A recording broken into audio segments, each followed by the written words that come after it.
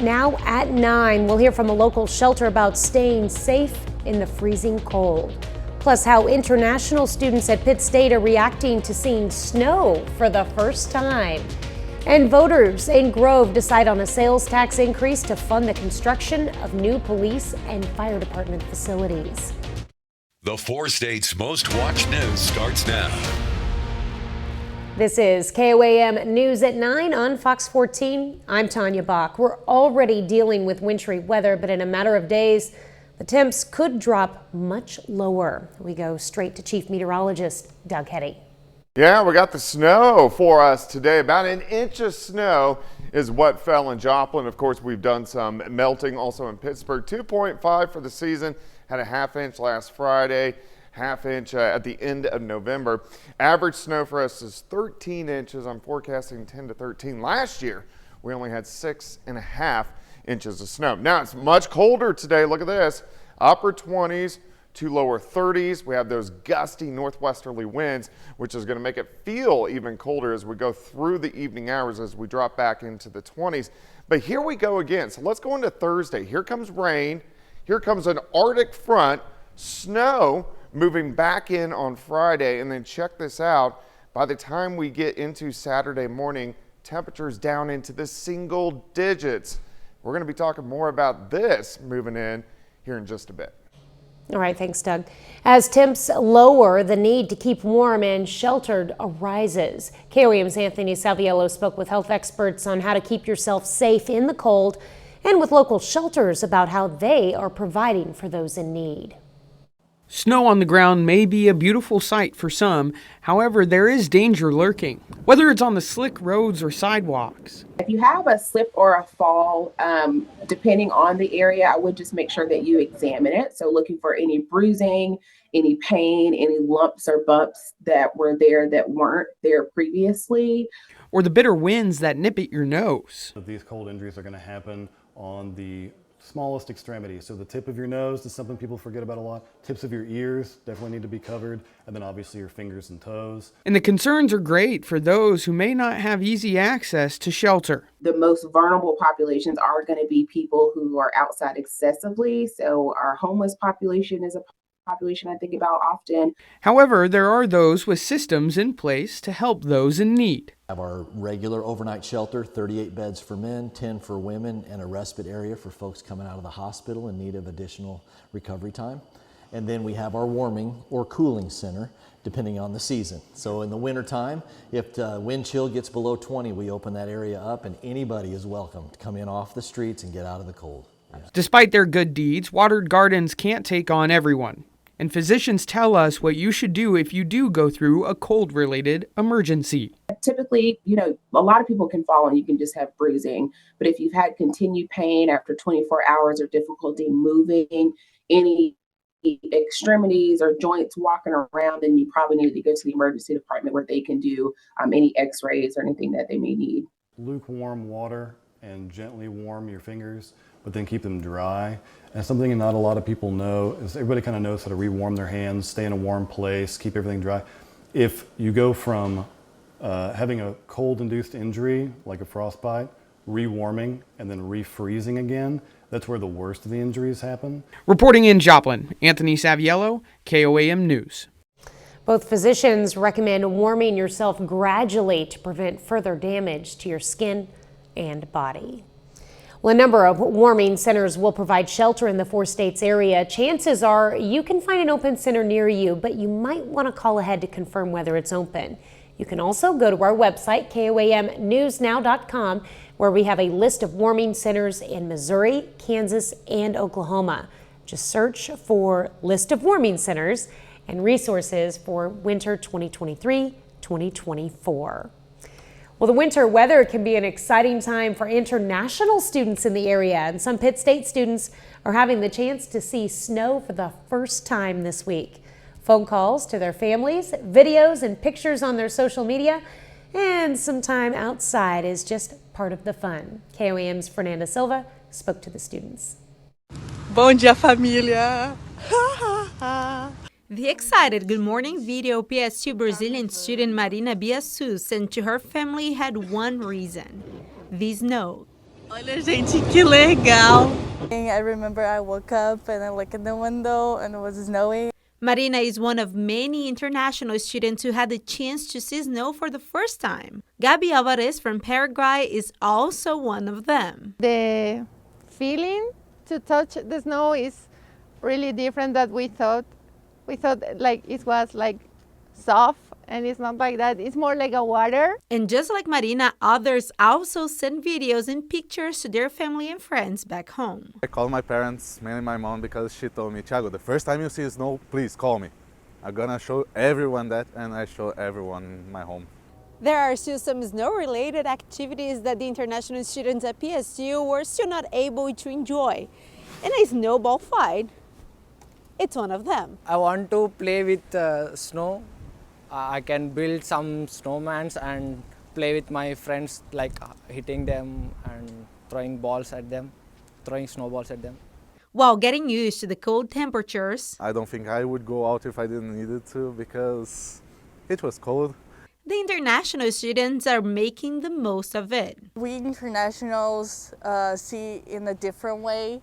We always like in the good side. I'm so excited for snow, and I feel Americans be like, oh, it's snowing again. They don't appreciate how beautiful it is. They always like, every person I talk to, they all like, I hate snow. We have to clean. We have to do this with our cars. I feel they don't know. They don't like, experience that much. In Pittsburgh, Fernanda Silva, KOAM News. Don't worry, there's plenty of winter left to possibly build that snowman. Well, fun fact, countries like Brazil and Paraguay, where the students we spoke to are from, are enjoying some summer days right now. But here, the international PSU students are now hoping for some more snow. Well, voters in Grove, Oklahoma today approved a sales tax increase to fund the construction of new police and fire department facilities. It increases the city's sales tax by 0.6%.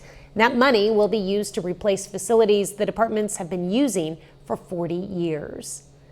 And a local nonprofit is giving a child care facility a massive donation pledge.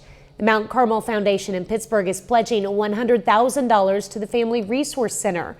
That money will be used to purchase and install playground equipment at a new location the center is building by Via Christi Hospital. But the foundation still has to raise the money. They plan to do that at their 40th annual gala on January 27th.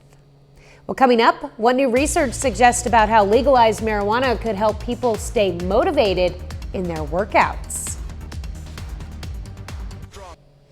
It's pretty normal for gym traffic to surge in the weeks following the new year, but if you're already losing steam and skipping your workouts, new research is shedding light on how legalized marijuana could help you stay motivated and make exercising seem more fun. Fox News' Ted Linder reports.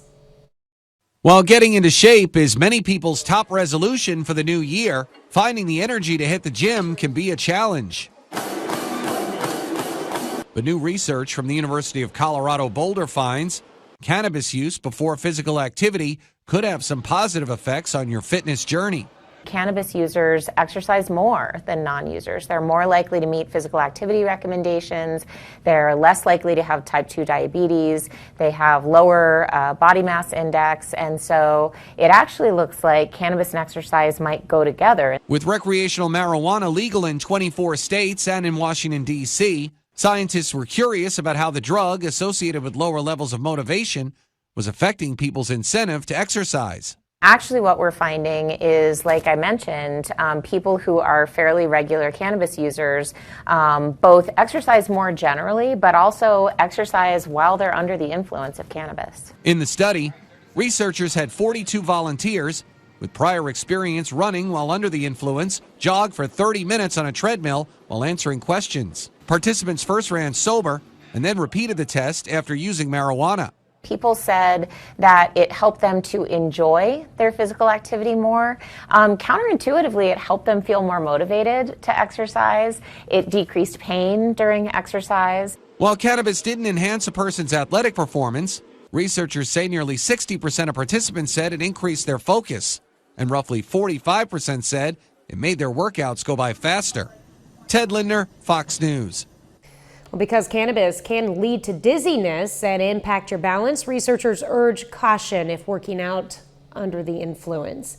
Findings also suggest using marijuana before exercise may be more useful for those who need help staying motivated to work out, and not for athletes aiming for personal records in races and other events. Well, health experts say the so-called exercise snacks can help you reach fitness resolutions, but it might not be what you think it is. An exercise physiologist with Cleveland Clinic says exercise snacks are typically high-intense activity that are about 1 or 2 minutes long. Examples are climbing stairs, jumping jacks, or an activity that doesn't need a gym membership. They can also be reminders to get up throughout the day, especially for those who work a desk job. Well, Doug is next with a complete look at your forecast. And later, we'll hear from the Girard High School girls basketball team who's dedicating this season to a Trojan alum.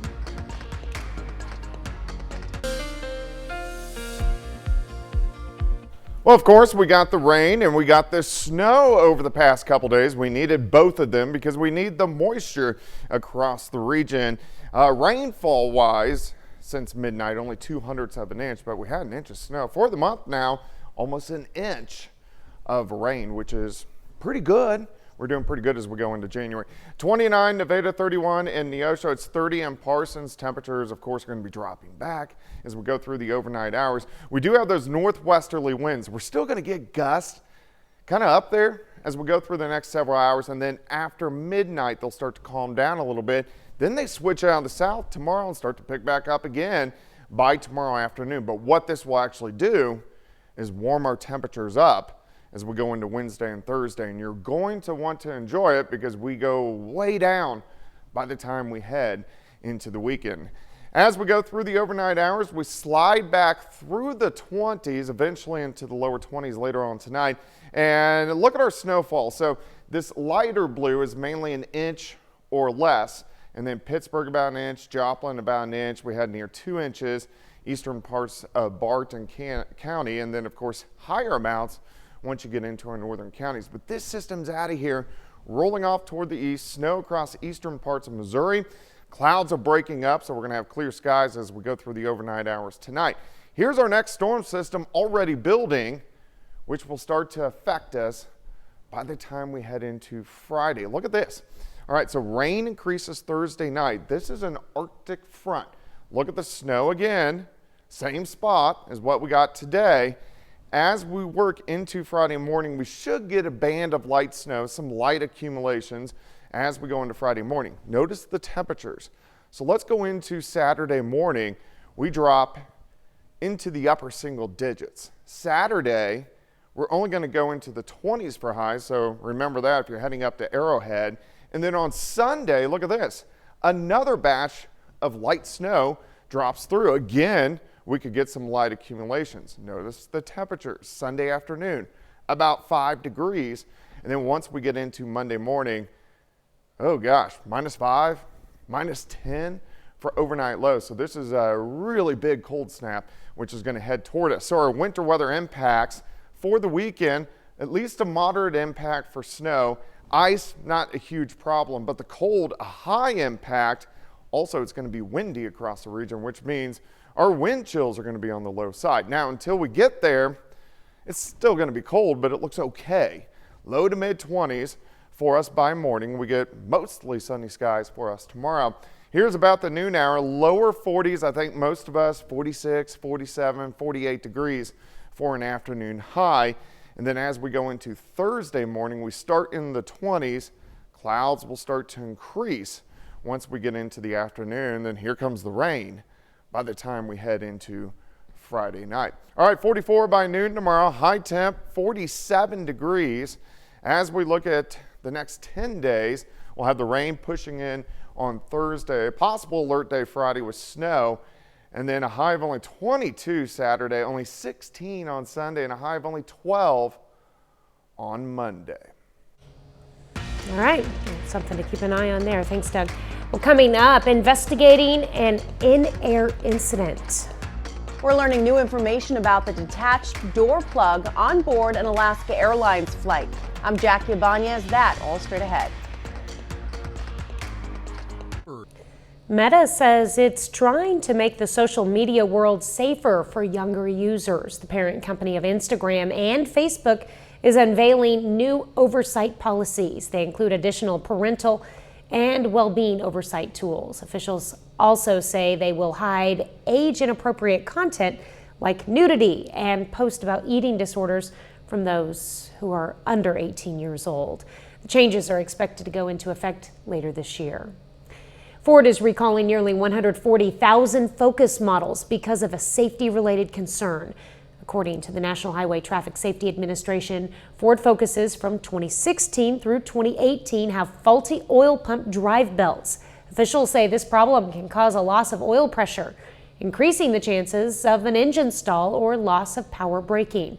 The recall also applies to Ford EcoSports from 2018 through 2022. Owners of affected vehicles will be contacted and the problems will be repaired at no cost.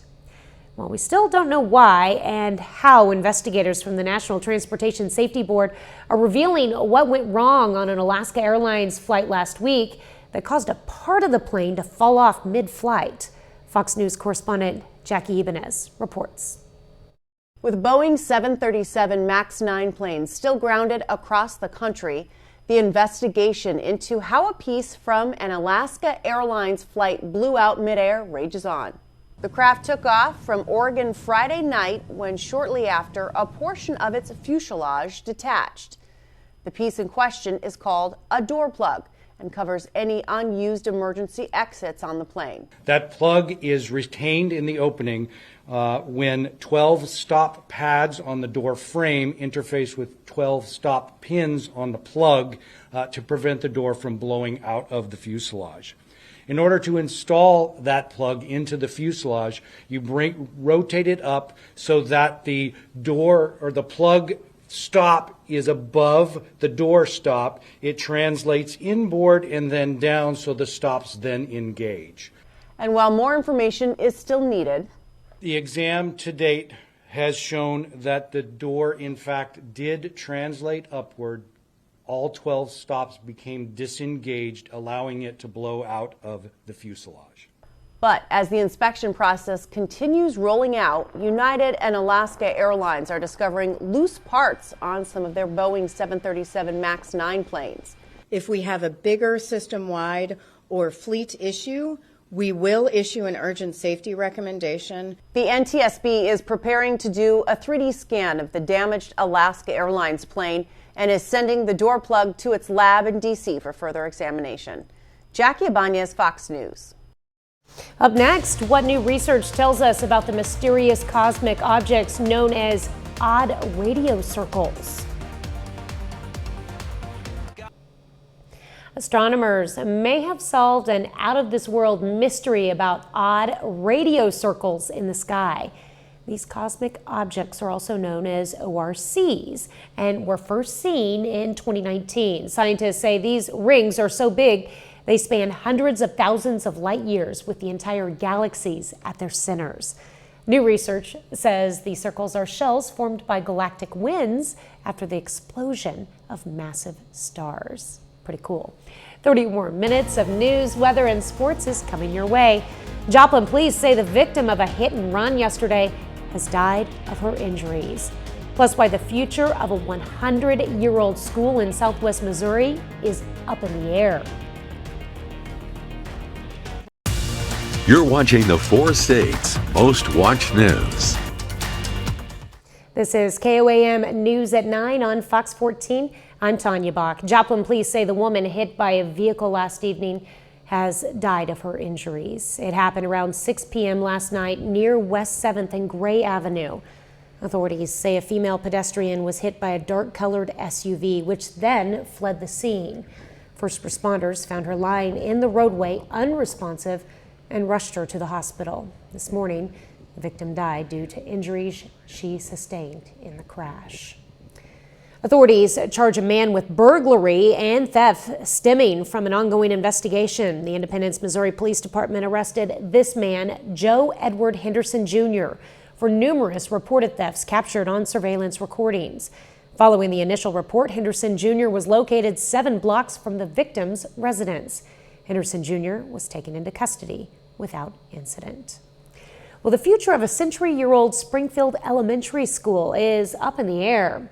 Charmel Ordell spoke with parents and the school district about the emotional decision. Really thinking about the kids in this neighborhood, like this is a pretty low-income area. We can't afford to be driving out to wherever they would have to go to school now all of a sudden instead of being able to just walk down the road to that school. Wade Calvert has a student enrolled in Robertson Elementary, but because of his son's special needs, he drives him each day to Truman, about 2 miles away. He says building in the same spot might be the answer he needs. Like the rebuilding part would hopefully, if they did that, maybe they would have classes that they could offer my son. He has to go to Truman because they don't have the special needs classes he needs at Robertson, so we have to go further away to get him to school every day. Robertson Elementary is the oldest operating school in the Springfield district. The Robertson Elementary School was built, the original portion, in 1905, so it's one of the oldest buildings serving Springfield Public Schools, R12 district. It also has one of the smallest enrollments of any school within Springfield. Stephen Hall with Springfield Schools says there are fewer than 150 students at Robertson. The building holds 350. One option is to close Robertson and move the kids to Boyd Elementary. Boyd Elementary was built brand new 2 years ago, and it's about 1.5 miles from where Robertson currently is located. And Boyd is also operating at less than 60% capacity. There's plenty of room for us to welcome the Robertson students. He added, to build a new school, there will be a $30 million investment. We've said, do we need to spend $30 million building a new school building in an area where you have a declining enrollment? Colvert says Robertson has meant a lot to this neighborhood. The Springfield School Board had planned to meet tonight to hold a public hearing on closing Robertson. That meeting has been postponed due to the weather. Well, the nation's first mission to return astronauts to the moon in over half a century is being pushed back. NASA officials today announced that Artemis 2, which is designed to send humans back into orbit around the moon, is now set for September of next year instead of later this year. Artemis 3, which was scheduled to send humans to the lunar South Pole in late 2025, has been bumped to September of 2026. Gosh darn it. Well, a bit later, paying more to protect your property. Well, do you find your home and auto insurance costs rising a lot this year? If you do, you aren't alone. Coming up, we're going to dig into why that's the case and how much the jump could be.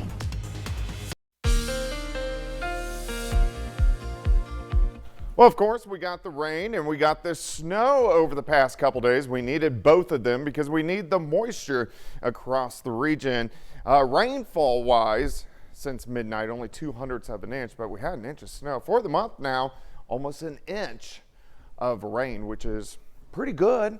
We're doing pretty good as we go into January. 29 Nevada, 31 in Neosho. It's 30 in Parsons. Temperatures, of course, are going to be dropping back as we go through the overnight hours. We do have those northwesterly winds. We're still going to get gusts kind of up there as we go through the next several hours. And then after midnight, they'll start to calm down a little bit.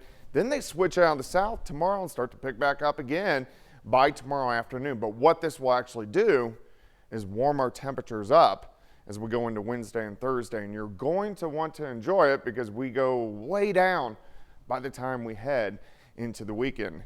As we go through the overnight hours, we slide back through the 20s, eventually into the lower 20s later on tonight. And look at our snowfall. So this lighter blue is mainly an inch or less, and then Pittsburgh about an inch, Joplin about an inch. We had near 2 inches, eastern parts of Barton County, and then of course higher amounts once you get into our northern counties. But this system's out of here, rolling off toward the east, snow across eastern parts of Missouri. Clouds are breaking up, so we're going to have clear skies as we go through the overnight hours tonight. Here's our next storm system already building, which will start to affect us by the time we head into Friday. Look at this. All right, so rain increases Thursday night. This is an Arctic front. Look at the snow again. Same spot as what we got today. As we work into Friday morning, we should get a band of light snow, some light accumulations as we go into Friday morning. Notice the temperatures. So let's go into Saturday morning. We drop into the upper single digits. Saturday, we're only going to go into the 20s for highs, so remember that if you're heading up to Arrowhead. And then on Sunday, look at this, another batch of light snow drops through. Again, we could get some light accumulations. Notice the temperature Sunday afternoon, about 5 degrees. And then once we get into Monday morning, oh gosh, -5, -10 for overnight lows. So this is a really big cold snap, which is going to head toward us. So our winter weather impacts for the weekend, at least a moderate impact for snow. Ice, not a huge problem, but the cold, a high impact. Also, it's going to be windy across the region, which means our wind chills are going to be on the low side. Now, until we get there, it's still going to be cold, but it looks okay. Low to mid 20s for us by morning. We get mostly sunny skies for us tomorrow. Here's about the noon hour, lower 40s, I think most of us, 46, 47, 48 degrees for an afternoon high. And then as we go into Thursday morning, we start in the 20s. Clouds will start to increase once we get into the afternoon. Then here comes the rain by the time we head into Friday night. All right, 44 by noon tomorrow, high temp, 47 degrees. As we look at the next 10 days, we'll have the rain pushing in on Thursday, possible alert day Friday with snow, and then a high of only 22 Saturday, only 16 on Sunday, and a high of only 12 on Monday. All right, well, it's going to be cold. We better get used to it. It's winter. Well, coming up in sports, exciting news for Oklahoma City Thunder fans in the 4 states. Plus, Girard girls basketball dedicates its season to a former Lady Trojan. John Dales has those stories and more up next.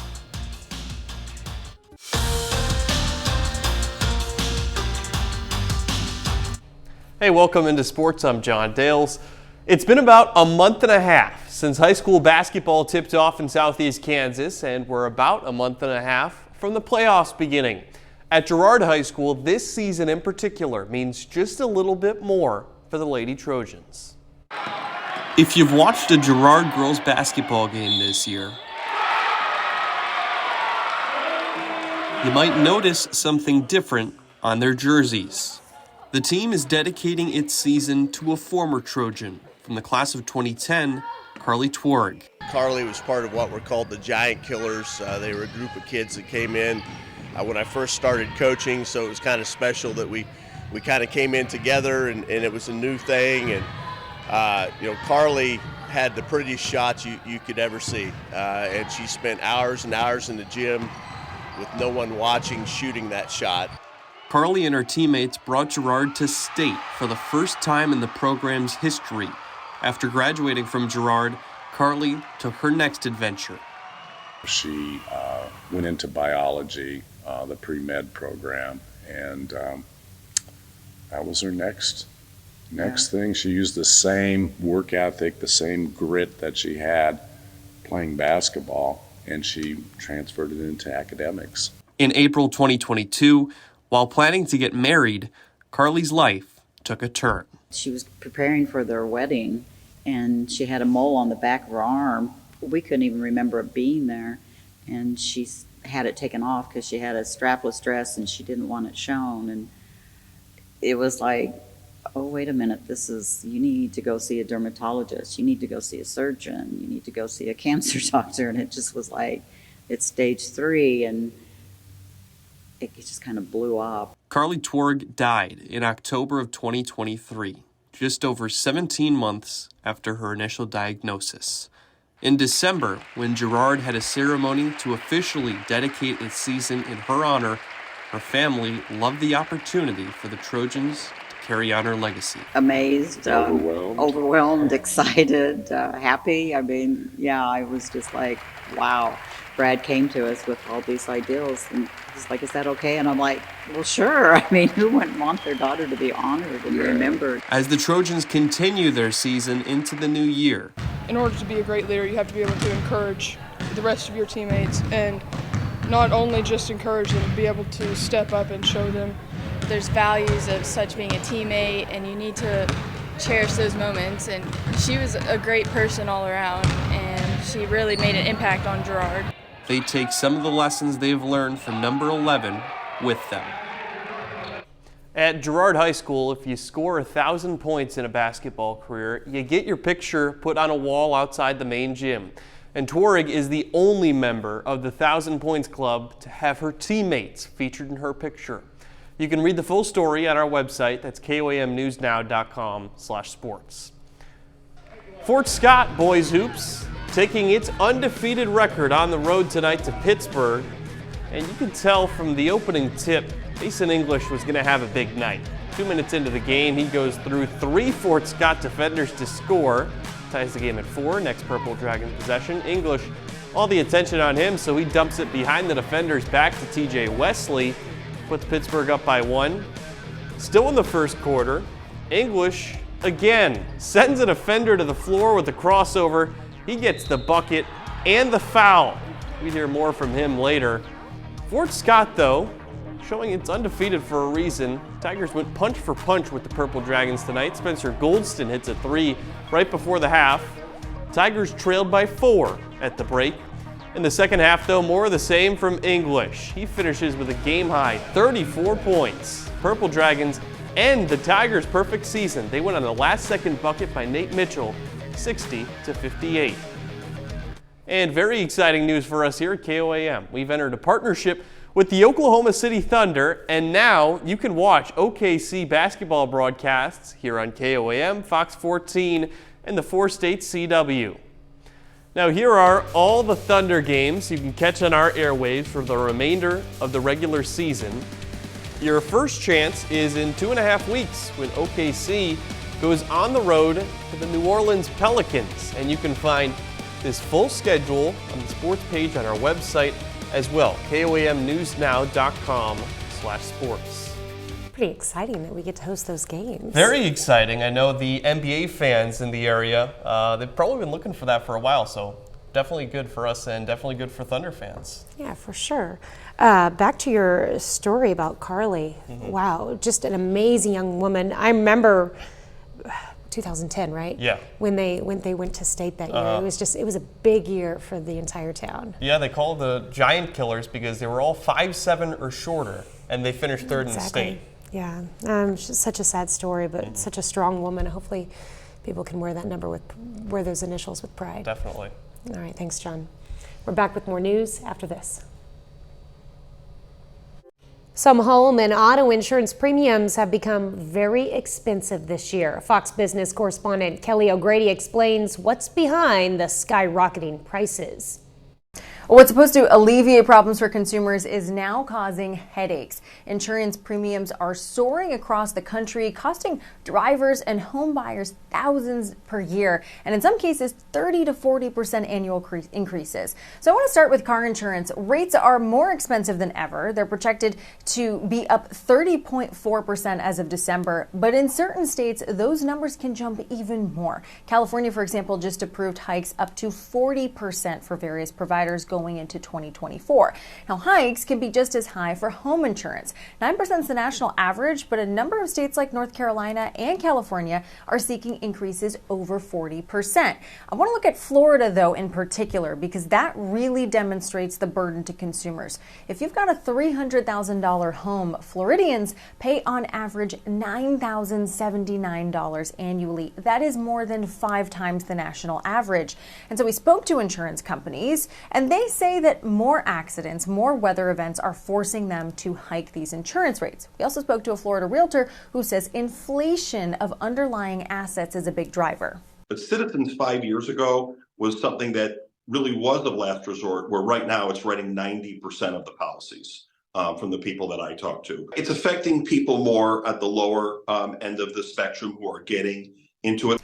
Now, it's hard to imagine, but the consumers who get those high rates may actually be the lucky ones. Insurance companies are leaving high-risk areas like California, which leaves many of those home buyers, those drivers, unprotected. I'm Kelly O'Grady in Los Angeles for Fox Business. Well, coming up, with the Emmy Awards right around the corner, we'll break down this year's nominees for Best Supporting Actor and Actress in a Drama or Comedy Series. We're counting down to this year's Emmy Awards, January 15th on Fox, with a closer look at this year's nominees. Here's Fox's Ashley Dvorkin with a recap of those going for the gold. in the Outstanding Supporting Acting categories. TED's AFC Richmond Players, White Lotus Vacationers, Abbott's Star Teachers are part of this year's Emmy nominees for Supporting Actor and Actress in Drama and Comedy Series. On three. They're happy as goldfish. Ted Lasso's teammates Phil Dunster, Brett Goldstein, Juno Temple, and Hannah Waddingham all go for Emmy's Gold. Many guests of the White Lotus are soaking up the success of their stay. Jennifer Coolidge, Sabrina Impacciatore, Megan Fahey, Aubrey Plaza, Simona Tabasco, F. Murray Abraham, Michael Imperioli, Theo James, and Will Sharp go into the show as nominees. He's moseying, terrifyingly moseying. It's like if Santa Claus was a hitman. Tom and Greg of Succession, aka Matthew McFadden and Nicholas Braun, have nominations, along with co-stars Jay Smith Cameron, Alan Ruck, and Alexander Skarsgård. Please, do not forget everything that I taught you. Do forget everything she taught you. Abbott Elementary cast members with supporting nods are Janelle James, Cheryl Lee Ralph, and Tyler James Williams. Iowa Debris and Eben Moss Backrack are recognized for the restaurant Biz of the Bear. Can you handle more amazing news? Henry Winkler and Anthony Carrigan are nominated as Barry's friends turned foes in their final season. Among others going for Emmy's Gold, The Crown's Elizabeth Debicki, Ray Seahorn for Better Call Saul, Alex Borstein as loyal manager Susie Meyerson in The Marvelous Mrs. Maisel, the heart and hilarity of Jessica Williams in the intro of Shrinking. James. Plus James Marsden for playing himself in the hidden camera mockumentary hit Jury Duty. In Hollywood, Ashley Dvorkin, Fox News. That's our time for tonight, and thank you for joining us. We're going to leave you with video of animals at the Brookfield Zoo near Chicago enjoying some leftover Christmas trees. Have a great night and an even better tomorrow.